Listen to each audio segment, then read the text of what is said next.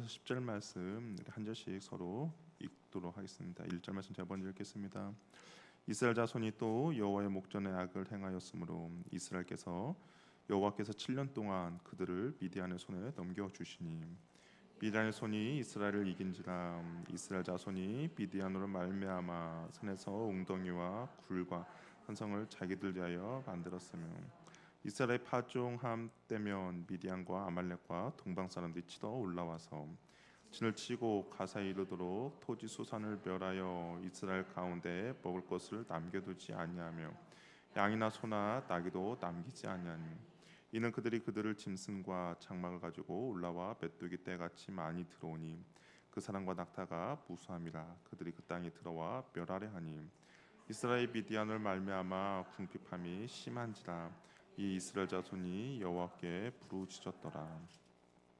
이스라엘 자손이 미디안으로 말미암아 여호와께 부르짖었으므로 여호와께서 이스라엘 자손에게 한 선지자를 보내시니 그가 그들에게 이르되 여호와께서 이같이 말씀하시기를 이스라엘 하나님 내가 너희를 애굽에서 인도하여 내며 너희를 그종 되었던 집에서 나오게 하며 애굽 사람의 손과 너희를 학대하는 모든 자의 손에서 너희를 건져내고 그들을 너희 앞에 쫓아내고 그 땅을 너희에게 주었으며 내가 또 너희에게 이르기를 나는 너희의 하나님 여호와이니 너희가 거주하는 아모리 사람의 땅의 신들을 두려워하지 말라 하였으나 너희가 내 목소리를 듣지 아니하였느니라 하셨느냐 하니라. 아멘. 우리 옆에 분과 인사 나누겠습니다. 당신은 큰 용사입니다. 예, 아닌 것 같나요? 큰 용사입니다. 왜 그 큰 용사라고 인사를 했는지 말씀을 듣다 보면 알게 될 겁니다. 드보라가 40년간 사사로 있는 동안 이스라엘이 태평을 누렸죠. 그리고 이스라엘 자손은 또다시 하나님 앞에서 하나님 목전에서 악을 행하게 됩니다. 그러자 하나님께서 어떻게 하셨냐? 그들을 다시 미디안의 손에 넘기게 돼요. 오늘 보니까 7년 동안 백성들이 힘든 생활을 했다라고 되어 있습니다. 이 미디안 족속은 아브라함이 이제 살해 이후에 후처 그두라를 통해서 낳은 아들 중에 한 사람이 후손이거든요. 이들은 이제 유목민들입니다. 그러니까 한 곳에 정착하지 않고 왔다 갔다 하면서 사는 그런 사람들인데요. 그러다 보니까 이 군사적인 측면에서 아무래도 정착하며 살고 있는 사람들보다 군사적인 측면에서는 미약할 수밖에 없죠. 당연히 뭐 그럴 수밖에 없습니다. 그런데 하나님께서 이스라엘을 벌하기 위해서 어떻겠냐? 그들의 손에 미디안 사람들 넘겨 주셨습니다. 그러니까 힘도 미약하고 약할 수밖에 없는 미디안일지라도 하나님께서 그들 이스라엘을 징계하기 위해서 넘겨주다 보니까 강하게 하셔서 이스라엘을 괴롭게 하시고 치게 하신 거죠. 이스라엘 사람들은 미디안 사람을 피해서 어떻겠냐? 산에 웅덩이와 굴과 산성을 이렇게 만들었다라고 되어 있습니다. 미디안 사람들로부터 안전을 보장받기 위한 지금 특단의 조치였는데요. 우리도 뭐 영화나 드라마를 보면 이런 상황들 종종 나옵니다. 뭐 누군가를 피해서 산속으로 몰래 도망가고 산속 깊은 곳에 있는 굴이나 움막을 짓고 이게 사는 모습들 생각하면 이스라엘 백성들이 미디안 사람들 피해서 그렇게 했다라는 것이죠. 이 미디안 사람들 어떻게 이스라엘 백성들을 괴롭혔냐면 봄이 파종할 때가 되면 이 미디안과 아말렉과 동방 사람 떼를 지어 올라와서 모든 토지 소산을 다 멸하였습니다. 이스라엘 백성들이 그 씨를 파종하기 위해서 땅을 일구고 이 땅을 만들고 정성껏 씨를 뿌려서 새싹이 올라올 때쯤 되면 그들이 올라와서 모든 것들을 다 짓밟아 버리는 거죠. 얼마나 허탈하고 얼마나 힘이 들겠습니까? 더군다나 그냥 거기서만 끝나는 것이 아니라 보니까 가축들도 다 끌어가 버렸다라고 이야기를 하고 있어요. 이게 무기도 없고 무기력한 그런 상황 가운데 어쩔 수 없이 힘도 없고 무기력한 상황이 지속되다 보니까 이 7년이나 그렇게 핍박을 받았다라고 이야기를 하고 있습니다. 우리 6절에 보니까 그런 상황이 계속 진행되니까 성경이 뭐라고 했냐? 이스라엘이 미디안으로 말미암아 궁핍함이 심하다라고 되어 있습니다. 이 궁핍하다라는 것이 단순히 그냥 어떤 육체적인 결핍만 이야기하는 것이 아니라 정신적인 결핍도 이야기하고 있어요. 그러니까 미디안 앞에서 매우 비천하고 무기력한 상태에 처해 있음을 말해주고 있는 거죠. 영육간에 피폐해졌습니다. 이 피폐해지니까 이때서 이스라엘 백성들 어떻겠냐? 비로소 하나님을 찾게 됩니다. 참 희한하죠. 사람들의 배가 부르고 먹고 살만하면 좀처럼 하나님을 찾지 않습니다. 그러다가 재난을 당하거나 배가 고프거나 일이 내 뜻대로 잘 풀어지지 않을 때 그때서야 하나님께 도움을 청하는 거죠. 이스라엘 백성도 마찬가지예요. 40년간 평안이 있을 때는 하나님을 찾지 않았어요. 오히려 하나님을 멀리하고 하나님을 버렸습니다. 그런데 힘들고 어려우니까 이때 하나님을 찾는 것이죠. 그러나 우리는 항상 주님 앞에 깨어 있어야 한다라는 겁니다. 내 삶이 평안할 때도 주님을 지속적으로 찾고 구해야 하는 것이죠. 역대하 14장을 보면 이제 아사왕의 이야기가 나오거든요. 아사왕이 하나님을 찾고 구했습니다. 그때 하나님께서 아사왕에게 평안을 주셨어요. 근데 그 평안을 주었을 때 아사왕이 거기에 멈추지 않고 더욱더 간절히 하나님을 찾고 하나님을 구했습니다. 그랬더니 하나님께서 사방에 더 큰 평안을 허락해 주셨다라고 이야기하고 있습니다. 그러니까 평안할 때 하나님과 멀어지는 것이 아니라 평안하고 일이 더 잘 풀릴 때 더욱더 하나님을 붙잡고 하나님을 찾았더니 하나님께서 더 큰 형통으로 아사왕에게 은혜를 베풀어 주신 것이죠. 우리도 마찬가지입니다. 우리도 평안할 때 하나님과 점점 멀어지는 것이 아니라 평안할수록 주님을 더욱더 찾고 주님을 더욱더 붙잡을 때 하나님께서 우리에게 더욱더 큰 평안과 형통을 허락해 주신다라는 것이죠. 이스라엘 백성들 하나님께 부르짖으면 보통 앞에서의 이제 패턴을 보면 부르짖으면 어떻게 됐습니까?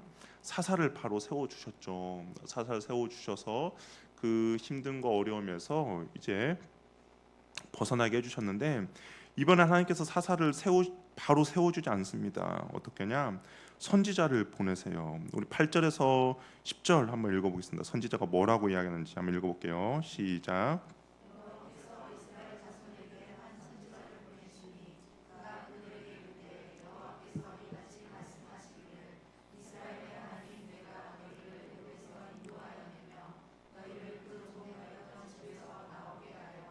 애굽 사람의 손과 너희를 학대하는 모든 자의 손에서 너희를 건져내고 그들을 너희 앞에서 쫓아내고 그 땅을 너희에게 주었으며 내가 또 너희에게 이르기를 나는 너희의 하나님 여호와이니 너희가 거주하는 아모리 사람의 땅의 신들을 두려워하지 말라 하였으나 너희가 내 목소리를 듣지 아니하였느니라 하셨다 하니라. 이스라엘 백성들을 이제 선지자를 보내서 하나님께서 책망하십니다. 그 책망의 첫 번째는 뭐냐면 하나님의 은혜를 너희가 잊어버렸다라고 이야기를 해요. 하나님께서 베풀어 주신 은혜, 출애굽의 은혜를 너희가 망각했다라고 합니다. 이게 배은망덕한 민족이라는 거죠. 우리 옛날 어른들의 말씀 중에 이런 말들 많이 있죠. 은혜는 돌에 새기고 원수는 물에 새기라는 말이 있습니다. 은혜는 항상 기억하고 그리고 원수는 흘려 보내라는 건데, 근데 보통 우리의 삶에서는 이것이 뒤바뀌어 있죠. 은혜는 물에 새깁니다. 뭐 금방 지나가 버려요. 나에게 뭐 베풀어 주는 애 까맣게 잊어버리죠. 대신에 원수는 돌에 새겨서 날마다 묵상하고 바라보죠. 이스라엘 백성들은 그들을 애굽에서 구원해 주시고 젖과 꿀이 흐르는 땅 가나안 땅으로 인도해 주신 하나님의 은혜를 까맣게 잊어버렸습니다. 그래서 이 가나안 땅에 들어와서 가나안 땅의 우상들을 섬기지 말라라고 하신 그 말씀도 지키지 않고 순종하지 않고 우상을 섬기게 되었죠. 결국 이스라엘 백성은 하나님의 말씀을 듣지 않았다라고 이야기를 합니다. 하나님의 말씀 가운데 온전히 순종하지 않았다라는 것이죠. 하나님께서 이스라엘 백성들을 출애굽시킨 이유가 무엇입니까? 우리가 성경을 보면 왜 하나님께서 이스라엘 백성들을 출애굽을 시켰을까? 그냥 젖과 꿀이 흐르는 약속의 땅에서 이스라엘 백성들을 잘 먹고 잘 살게 하기 위함인가? 아니다는 거 아시죠? 하나님께서 이스라엘 백성들을 택해 주셔서 적과 꿀이 흐르는 가나안 땅에 살게 하신 것은 그들을 통하여서 하나님이 하시고자 한 꿈과 비전이 있는 것이죠. 이스라엘 백성을 통하여서 하나님께서 하나님을 온 세상에 나타나기를 원하셨죠. 그래서 제사장 나로 삼아 주셨습니다. 그래서 열방을 향하여서 이 하나님의 은혜를 전하기를 원하셨죠. 근데 이스라엘 백성들이 자신들을 출애굽시킨 그 하나님을 잊어버리니까 그들이 출애굽해서 가나안 땅에서 살아야 할 그런 사명감도 잊어버렸죠. 사명감도 있다 보니까 어떻게 합니까? 자신들의 그런 본성에 충실하며 살아갑니다. 욕심을 따라, 정욕을 따라, 욕망을 따라 살아가는 것이죠. 결국은 우상 숭배하면서 그곳에서 살아가는 것이죠. 우리도 사명을 내팽개치고 살아가는 사람들. 하나님께서 나를 왜 땅 가운데 보내주셨고 하나님께서 나를 통하여서 어떤 일을 하시고자 원하는지를 모르는 사람들은 결국은 어떻게 됩니까? 그냥 본성을 따라서 세상적인 가치관으로 살아갈 수밖에 없는 것이죠. 사명감을 내팽개친 이스라엘 백성들이 결국에는 가나안 백성들과 동화되어서 살아갈 수밖에 없는 것처럼 우리도 이 땅을 살아가면서 주님께서 나에게 맡겨주신 그 사명을 잊어버릴 때 우리도 세상적인 가치관과 세속화로 살아갈 수밖에 없다라는 것이죠. 그리스도인들은 구원받는 거에 만족하며 살아가는 존재가 아닙니다. 하나님께서 우리들을 부르심의 목적이 있죠. 그 부르심의 목적이 무엇인지 알고 그 목적대로 우리는 온전히 살아야 하는 겁니다. 그래야만이 세상의 가치관대로 사는 것이 아니라 하나님의 뜻대로 그리고 하나님께서 우리를 통하여서 하시고자 하는 일대로 우리는 살아갈 수가 있다라는 것이죠. 이스라엘 백성들의 사명을 잊어버리고 그러다 보니까 우상을 숭배하며 살아갔습니다. 근데 이때 여호와의 사자가 누구를 찾아가느냐? 바로 기드온을 찾아갔어요. 근데 기드온을 찾아갔는데 과연 기드온이 무엇을 하고 있었는가? 우리 11절 말씀을 한번 읽어보도록 할게요. 11절 말씀 읽어보겠습니다. 시작.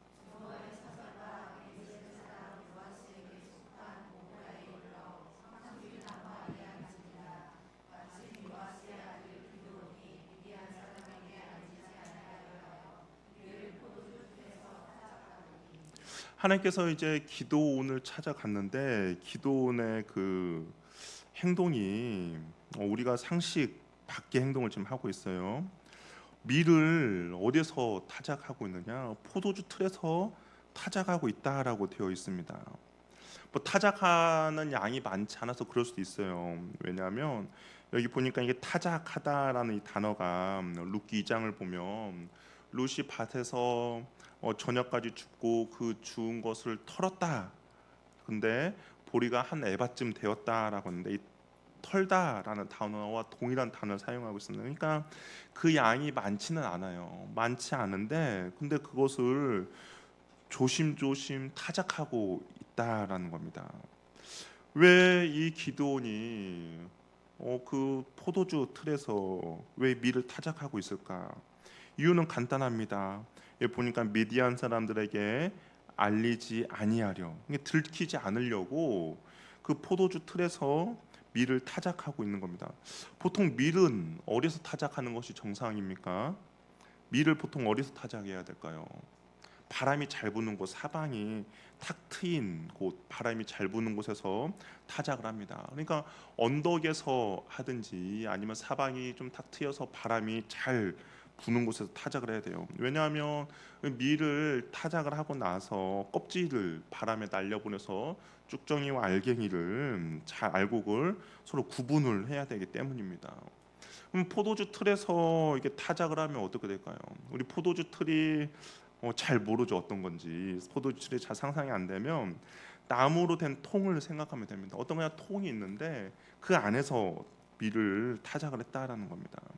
바람도 불지 않아요. 바람의 영향도 받지 않습니다. 그러니까 이 기드온이 얼마나 통 안에서 죽은 듯이 사람에게 들킬까봐 정말 노심초사하면서 타작을 하고 있는 것이죠. 불안해합니다. 그리고 소심하게 하고 있어요. 그러니까 미디안 사람들의 그 자신이 갖고 있는 이 조그마한 밀도 뺏기지 않으려고 그렇게 하고 있는 것이죠. 근데 우리가 볼 때 이런 기도원을 볼 때 어떤 생각이 듭니까? 너무 소심하다라는 생각이 들죠. 아니 어떻게 그렇게 하고 있나라고 생각이 들 수도 있습니다. 근데 여호와의 사자가 기도원을 뭐라고 부르냐? 12절에 보니까 여호와의 사자가 기도원에게 나타나 이르되 뭐라고 불러요? 큰 용사여 여호와께서 너와 함께 하시도다라고 말합니다. 이 기도원의 모습에서는 전혀 찾아볼 수 없는 단어를 사용해요. 큰 용사라라고 부릅니다. 하나님이 연약한 우리를 찾아오시는 분이죠. 오셔서 우리를 놀랍게 여기시며 변화시켜 주십니다. 기도는 마음을 졸여서 포도주 틀에서 몇 줌의 곡식을 타작하고 있지만 우리에게 보기에는 겁이 많고 정말 연약한 모습입니다. 그런데 주님은 이러한 기도원에게 뭐라고 이야기하시냐? 큰 용사라고 부르시는 것이죠. 하나님이 보시는 시각은 지금 현재의 모습, 초라하고 별 볼 일 없는 모습이 아니라 하나님께 순종하여서 앞으로 되어질 그런 모습을 하나님께서는 보고 계신다라는 것이죠. 유명한 조각가들이 나무나 어떤 돌을 보면 그 안에 담겨 있는 작품들이 보인다라고 합니다. 우리는 뭐 나무 보면 그냥 나무 조각으로 보이겠죠. 그러나 조각가들 보면 어떻습니까? 그냥 길거리에 널브러져 있는 어떤 나무 조각 안에서도 예수 어떤 형태를 본다라는 거죠. 그 위에 밑그림을 그리고 이리저리 깎고 망치질을 하다 보면 멋진 작품들이 나옵니다. 당장에는 그냥 평범한 돌이고 평범한 나무이지만 돌 안에 그러니까 그런 조각들 불순물들을 제거하며 숨어 있는 작품이 보이고 그런 안목을 갖고 있기 때문에 지금 보이는 것에 실망하지 않는다라는 것이죠. 하나님은 어떤 분일까요? 하나님 우리 인생의 위대한 조각가이십니다. 그분에게 실패란 없죠. 언제나 우리 안에 있는 가능성을 보십니다. 현재는 정말 형편이 딱해서 포도주에서 곡식 한 줌을 타작하는 정말 연약하고 겁 많고 두려움 많은 농부에 불과하지만 그러나 하나님이 보신 것은 그 기도원 안에서 이스라엘을 구원할 용사를 보신 것이죠. 하나님께 순종하고 하나님께 함께함으로 그가 하나님과 행할 일을 하나님께 이미 보시고 그에게 큰 용사라고 말씀하고 있는 겁니다. 예수님이 베드로를 처음 보았을 때 무엇이라 말씀하셨습니까? 네가 요한의 아들 시몬이니 장차 게바라 하리라고 말씀하셨어요. 이 게바는 우리가 아는 것처럼 반석이란 뜻이죠. 베드로가 얼마나 약점이 많고 얼마나 부족한 사람입니까? 성질도 급하죠. 의지도 약합니다. 실수도 많이 해요. 예수님의 제자 중에서 가장 욕을 많이 얻어먹은 사람이 바로 베드로입니다. 최후의 만찬 때는 예수님을 떠나지 않겠다라고 호언장담까지 했습니다. 그러나 막상 예수님이 붙잡히니까 어떻게요? 예수님을 저주하면서까지 예수님을 모른다라고 3번이나 부인했습니다. 이러한 베드로의 모습이 3년 동안 따라다니던 베드로의 모습이에요. 예수님을 저주하며 모른다라고 했던 그 모습이 처음의 모습이 아니라 3년 동안 주님을 따라다녔음에도 불구하고 연약한 베드로의 모습입니다. 하물며 처음에 예수님이 베드로를 만났을 때 얼마나 더욱더 연약해 보였을까요? 더하면 더했지 덜하지는 않았을 겁니다. 그럼에도 불구하고 예수님은 그 베드로를 처음 만났을 때 뭐라고 했어요? 반석으로 보신 것이죠. 그 베드로의 삶 가운데서 초대교회 가운데 든든한 반석이 될 것을 보셨습니다. 그리고 그렇게 베드로를 대해 주셨죠. 에베소서 2장 10절을 보면 이렇게 바울은 이야기했어요. 우리는 그의 만드신 바라라고 되어 있습니다. 이 만들다라는 단어가 작품, 걸작품이라는 뜻이거든요. 저와 여러분이 하나님의 걸작품이라는 거예요. 예수 그리스도 안에서 선한 일, 위대한 일을 하도록 지음 받은 존재라는 겁니다. 이 걸작품이라는 것이 한 번에 완성될 수도 있겠지만 서서히 완성될 수도 있겠죠. 지금 비록 연약해 보일 수도 있죠. 지금 당장은 볼품이 없어 보일 수도 있습니다. 뭐 당장은 그리 보이지 않을 수도 있어요. 그러나 하나님 우리를 믿어 주시고 우리가 하나님의 걸작품이 될 것을 바라보시면서 낙심해하고 있는 우리들 향하여서 주님께서 동일하게 큰 용사여라고 부르고 계시는 것이죠. 사람들은 어떡합니까? 사람들은 늘 부족한 뭐가 약점을 지적합니다. 사람들한테 나의 부족함과 약점만 보이는 거예요. 뭐 그렇게 하려고 하지 않아도 우리의 본성이 그렇습니다. 그러면 사단은 그것을 기회로 삼죠. 누군가가 나의 어떤 연약함을 지적을 했어요. 누군가가 나의 약함을 꼬집었습니다. 그러면 사단은 그것을 기회로 삼아서 어떻게 할까요? 그 부족함과 약점을 통해서 우리를 낙심시키고 절망시킵니다. 그냥 누군가 지나가는 말로 나에게 한마디 툭 던진 그것이 내 마음간에 깊이 새겨지는 거죠. 그런데 그것으로만 끝나는 것이 아니라 사단에게 있어서 그것은 기회입니다. 그것을 부각시키죠. 그러면서 더욱더 그 지나가면서 툭 던진 말이 더욱더 내 안에서 커지고 묵상하게 만드는 겁니다. 그러면서 그것이 낙심하고 절망하고 좌절하게 만드는 것이죠. 세상에 부족함이 없는 사람이 어디에 있습니까? 약점이 없는 사람이 어디에 있습니까? 어릴 적에 상처받지 않는 사람이 어디에 있어요? 사단은 끊임없이 그런 걸 가지고 우리들의 속삭입니다. 그래서 절망시키고 낙심시켜요. 더 이상 좌절하게 만들어서 하나님 앞에 나아가지 못하게 만듭니다. 그런데 하나님은 우리에게 그렇게 이야기하지 않아요. 하나님 뭐라고 이야기하시냐? 우리에게 큰 용사라고 말씀하십니다. 누구의 평가가 정확하겠습니까? 하나님이 나를 보는 모습과 내가 보는 나의 모습은 다를 수 있죠. 그러나 내가 보는 나의 모습보다 하나님이 나를 보는 모습이 더욱더 정확하다라는 겁니다. 우리는 앞으로 내가 어떻게 되어질지 그리고 어떤 인생을 살지 우리는 한 치 앞도 알 수가 없죠. 그러나 하나님은 주님과 동행하며 주님께 순종하며 나아갈 우리의 완성된 모습을 보고 계시는 것이죠. 그렇기 때문에 하나님이 나를 어떻게 보시고 평가하시고 판단하시는가가 중요하다라는 겁니다.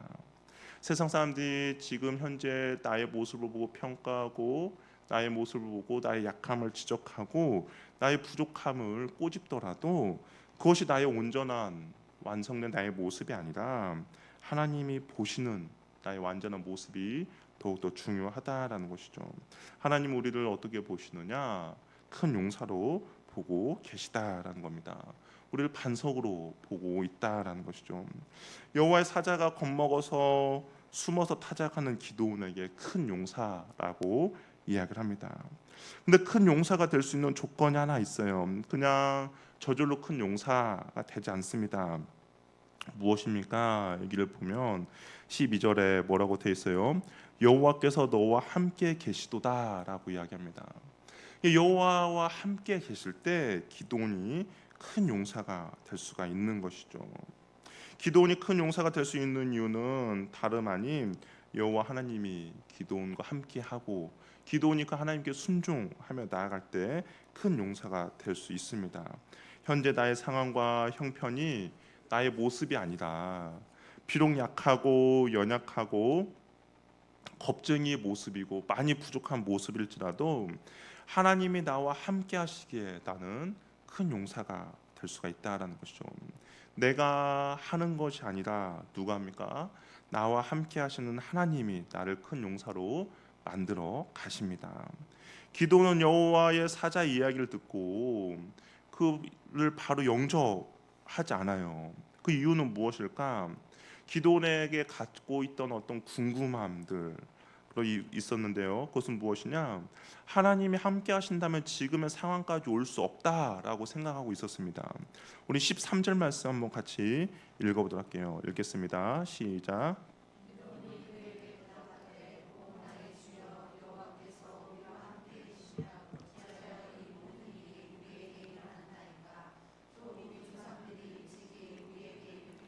여호와께서 우리를 애굽에서 올라가게 하신 것이 아니냐. 그 한 모든 이적이 어디 있나이까. 이제 여호와께서 우리를 버리사 미디안 손에 우리를 넘겨 주셨나이다 하니. 이 기도는 지금 자신이 처해 있는 상황, 미디안을 피해서 포도주 틀에서 밀을 터는 그 곡식하는 그런 상황을 볼 때 하나님이 이스라엘과 함께 하시지 않는 것이 분명하다라고 선언합니다.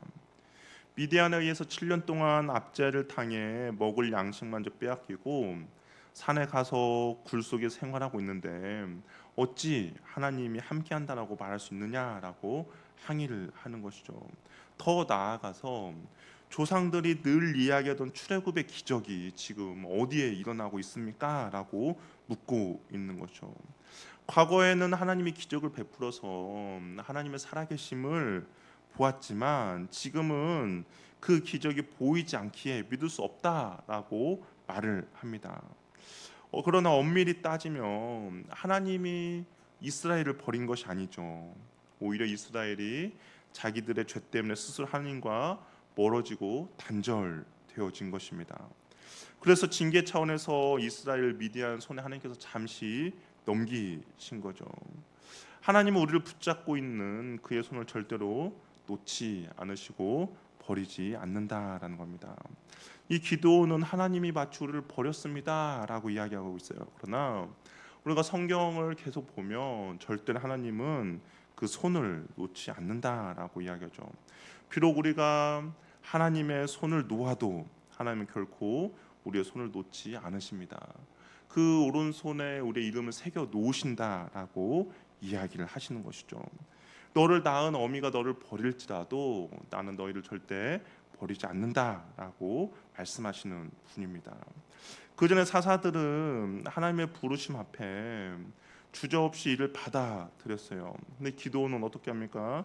주저주저 할 뿐 아니라 하나님께 도전까지 하고 있습니다. 이걸 보면 이제 점점 그 사사들의 그 됨됨이들이 하나님과 사이가 조금씩 멀어지고 있음을 보여주고 있는 것이죠. 그나마 앞에 이게 온니엘과 에웃 같은 사람들은 그래도 하나님 앞에서 온전히 순종하며 나아가는데 어떻습니까? 점점 그 간격들이 멀어지고 있는 것을 보여주고 있습니다. 하나님은 기도원의 질문에 답해주지 않아요. 그러나 명령을 내리십니다. 가서 이스라엘을 미디안 손에서 구원하라라고 이야기해요. 그럼에도 불구하고 기도원이 어떻습니까? 여전히 믿지 못하고 주저주저하고 있어요. 그런 기도원에게 하나님께서 약속을 주십니다. 우리 16절 말씀 읽어볼게요. 시작. 내가 반드시 너와 함께하리니 네가 미디안 사람 치기를 한 사람을 치듯 하리라. 주님께서 기도원에게 약속해 주신 어떤 약속이냐? 내가 너와 함께 하겠다라는 겁니다. 아까 주님께서 함께 하실 때 기도원이 큰 용사가 될 수 있다라고 이야기한 것처럼 너가 큰 용사가 될 수 있도록 내가 너와 함께 하겠다라고 이야기하죠. 기도원이 무슨 힘으로 미디안 사람들을 물리칠 수 있겠습니까? 우리가 앞으로 살펴보겠지만 이 미디안 사람들이 10만 명이 넘는 사람들이에요. 어떻게 그들을 물리치겠습니까? 그러나 전능하신 하나님이 함께 하다면 가능하죠. 기도원이 자신을 볼 때는 지극히 미약하고 제일 작은 자에 불과해요. 자신을 소개할 때 나는 제일 작은 자입니다. 우리는 작은 족속이고 나는 제일 작은 자입니다라고 이야기합니다. 그러나 전능하신 하나님이 함께 하고 기도원이 그 전능하님 앞에 순종하며 나아갈 때 수십만 명이든 100만 명이든 어느 것도 그 하나님과 함께하는 기도원을 막을 수가 없다라는 것이죠. 하나님께서는 미디안 군대를 한 사람 치듯 물리칠 것이다라고 이야기를 합니다. 우리는 지금도 나 자신을 보면 한 사람도 감당할 수 없는 지극히 연약한 자들이죠. 그러나 전능하신 하나님께서 나와 함께 하신다면 세상을 변화시키는 큰 용사가 될 수 있다라는 거죠. 내가 스스로 되어지는 것이 아니라 나와 함께 하시는 여호와 하나님이 크시기에 그 주님을 통하여서 내가 큰 용사가 될 수 있다라는 겁니다. 그러나 기도는 하나님께서 이처럼 아무리 믿음을 심어 주어도 확신이 들지 않아요. 그래서 하나님께 표징을 구합니다. 하나님께서 살아 계신 것, 그리고 자신과 함께하는 증거를 좀 보여달라라고 요구를 합니다. 그러면서 19절 말씀을 한번 읽어보도록 할게요. 시작.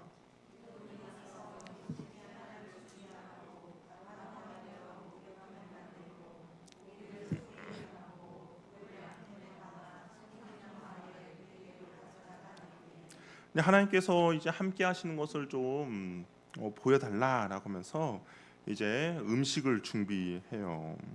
적지 않은 재물을 가지고 하나님 앞에 나왔습니다. 여기 보면 소쿠리라는 단어, 저는 이게 일본 말인 줄 알았거든요. 소쿠리가. 근데 순수 한국말이더라고요. 그래서 바구니에 담고 이제 왔는데, 기도원이 이것을 가져오자 기도원에게 고기와 이제 무교 전병을 바위에 올려 놓으라고 그 위에 국을 쏟으라고 지시합니다. 기도원이 그대로 지시하고 순종하니까 어떻게 됩니까?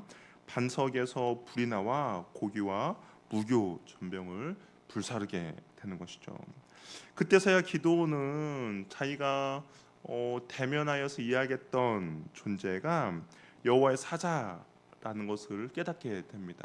그러면 사태의 심각성을 알게 돼요. 왜냐하면 당시 여호와의 얼굴을 보는 자, 여호와를 대면하는 자는 죽는다라고 되어 있기 때문에 자기가 곧 죽을 것이다라는 두려움에 빠지게 됩니다. 그러나 하나님은 안심하고 두려워하지 말라, 죽지 않을 것이다 라고 말씀해요. 23절에 보니까 안심하라 라는 말이 있는데요, 이 안심하라는 것이 바로 샬롬, 평화를 이야기합니다. 이 하나님이 두려워 떨고 있는 기드온에게 평안을 허락해 주시는 것이죠. 평안의 선언을 듣고 기드온은 곧장 그곳에서 여호와를 위한 제단을 쌓고 그곳을 여호와 샬롬이라고 칭하게 됩니다. 하나님과의 관계가 회복될 때 비로소 상황과 환경은 변하지 않았어요. 여전히 미디안 사람의 압제 가운데 있고 여전히 힘듦과 어려움 가운데 있습니다. 이게 앞에서는 그 모든 힘듦과 어려움, 심하게 압제당하는 그런 상황이었죠. 그런데 하나님과 관계가 회복이 되니까 상황 환경은 변하지 않지만 뭐라고 이야기합니까? 평안하다라고 이야기를 하고 있는 것이죠. 우리 인생도 마찬가지입니다. 때로는 두려움이 있죠. 어떤 상황으로 인해서 우리 두려움이 찾아올 수도 있습니다. 절망 가운데 있을 수 있고 심한 압제 가운데 빠져 있을 수도 있습니다. 그러나 그때 우리가 아무리 힘들고 어려운 상황이 우리 가운데 닥쳐오더라도 한 가지, 주님과의 변함없는 그 관계가 회복될 때, 주님의 그 은혜 안에 머물러 있을 때 우리에게 주님께서 주시는 샬롬, 평화를, 안식을 우리가 누릴 수 있다라는 것이죠. 그렇기 때문에 힘들고 어려운 상황 가운데 절망하거나 낙심하여서 좌절해서 주저앉는 것이 아니라, 그 힘들고 어려운 상황 가운데 우리가 찾고 구해야 할 것은 바로 여호와 하나님이라는 겁니다. 그 하나님이 우리에게 평안을 주시고 우리에게 샬롬을 허락해 주시기 때문인 것이죠. 기도는 부족하고 연약하였지만 하나님은 그를 큰 용사로 불러 주십니다. 주님의 나와 함께 하실 때 우리 또한 큰 용사가 될 수가 있다라는 것이죠. 사단은 우리의 연약함을 이용하고 우리의 부족함을 꼬집어서 우리를 책망하고 우리를 의기소침하게 만들고 절망 가운데 만들지만, 그러나 사단의 그런 음성에 귀를 기울이는 것이 아니라 큰 용사로 부르시는 주님의 음성에 귀를 기울이시길 바랍니다. 그리고 주님이 우리의 삶 가운데 평강을 허락하여 주십니다. 주님과 동행함으로 주님의 평안을 누리며 주님의 부르심의 뜻대로 온전히 순종하는 저와 여러분이 되기를 바랍니다. 주님께서 우리를 통하여서 하시고자 하는 일이 있고, 우리가 그 주님의 사명에 순종하며 나아갈 때 주님께서는 우리를 큰 용사로 사용하여 주실 것입니다. 그러한 은혜를 누리는 저와 여러분 되기를 바랍니다. 기도하겠습니다. 이 시간에 기도할 때 주님은 우리를 큰 용사로 불러 주십니다. 그러나 사단은 끊임없이 나의 부족함을 보게 하죠. 사단은 끊임없이 나의 연약함을 들추어냅니다. 누군가 지나가면서 툭 던지는 한마디가 나의 마음 가운데 상처가 되고 아픔이 되고 낙심하게 하고 절망하게 만드는 것이죠. 그건 사단이 우리를 바라보는 시각입니다. 그러나 주님은 우리를 그렇게 보지 않습니다. 큰 용사로 날 불러주십니다. 이 시간 전 하나님, 내가 그 사단의 음성에 귀를 기울이는 것이 아니라 하나님 음성에 귀를 기울이는 은혜를 나에게 허락하여 주시옵소서. 큰 용사라고 불러주신 그 주님 앞에 내가 순종하며 나아가게 해달라고. 또 우리가 큰 용사가 되기 위해서는 주님과 동행하며 나가는 겁니다. 나 혼자 큰 용사가 되는 것이 아니라 주님과 함께할 때, 주님 가운데 순종하며 나갈 때 주님께 우리를 그렇게 만들어 주시는 것이죠. 하나님, 내가 주님과 동행한 은혜를 허락하여 주셔서 절망과 낙심과 좌절되는 상황 가운데 주님께 나에게 평안과 샬롬을 허락해달라고. 내 삶 가운데 주님과 날마다 함께함으로 주님께서 주신 평강이 나에게 넘쳐나는 은혜를 허락해달라고. 또 우리 교회를 위해서 기도할 때 하나 우리 교회 가운데 주님께서 주시는 사명과 부르심의 목적대로 주님의 손과 발이 되어서 그러한 일들을 잘 감당하며 나갈 수 있게 해달라고. 단순히 구원받은 감격에만 머무는 것이 아니라 주님의 부르심의 목적대로 우리 교회가 잘 쓰임받고 우리 순종할 수 있는 그러한 교회가 되게 해달라고. 또 우리 나라와 민족을 위해서도 기도할 때 하나님, 한국교회가 깨어 기도하여 이 힘들고 어려운 상황들을 잘 극복해 나갈 수 있게 해달라고. 기도하는 가운데 주님께서 일하여 주셔서 하나님, 경제적인 것과 또한 정치적인 것과 또한 여러 가지 어려운 상황들에 우리가 주님의 긍휼과 자비하심을 얻게 해달라고. 우리 또한 간절한 기도 제목들이 있습니다. 2025년 주님 앞에 세우며 주님 앞에 날마다 부르짖며 나가는 기도 제목 가운데 하나님 은혜 베풀어 주시고 역사해달라고. 또한 내가 비록 지금 평안한 가운데 있더라도 하나님 더욱더 주님을 찾고 구하며 나갈 때 우리가 더욱더 큰 형통함과 평안을 허락해달라고 우리 주님 앞에 한번 부르시며 나가도록 하겠습니다. 주여